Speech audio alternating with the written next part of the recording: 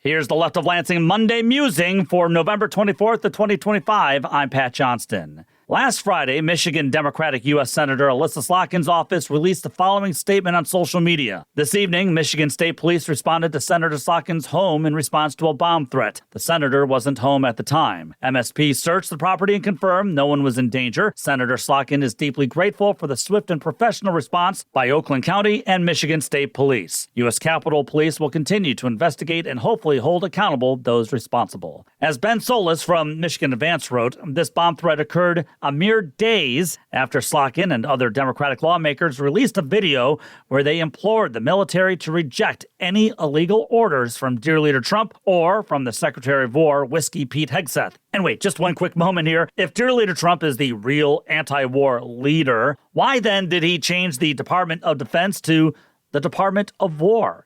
Isn't that the opposite of being anti-war? But I digress. Right after that video's released, Dear Leader took to his social media and claimed that Slotkin and her Democratic colleagues were being seditious, and that seditious behavior from traitors is punishable by death.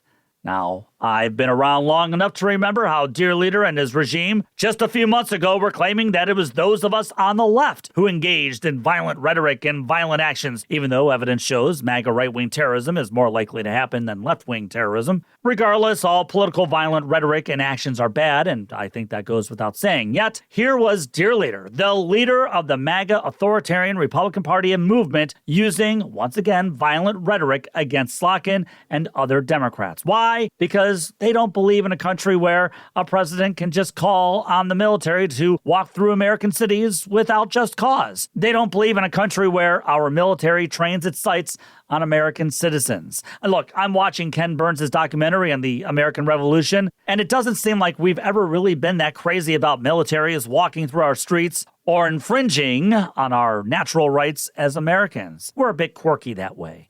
By the way, where are the so-called libertarians out there? I mean, you guys always talked a big game about a tyrannical government that's not abiding by our laws and customs. Well, it's actually happening now, and you guys are suddenly and conspicuously quiet. What's that all about, guys?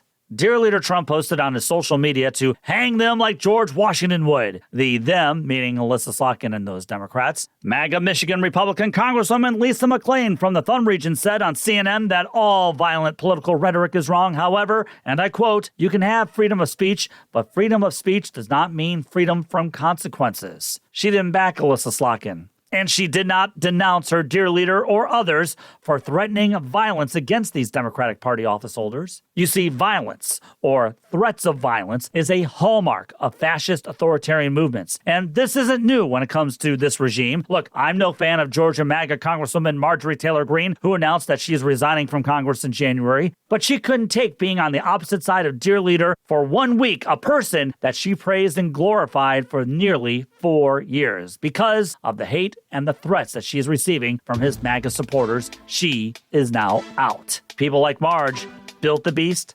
coveted the beast, and now are stunned when the beast turns on them.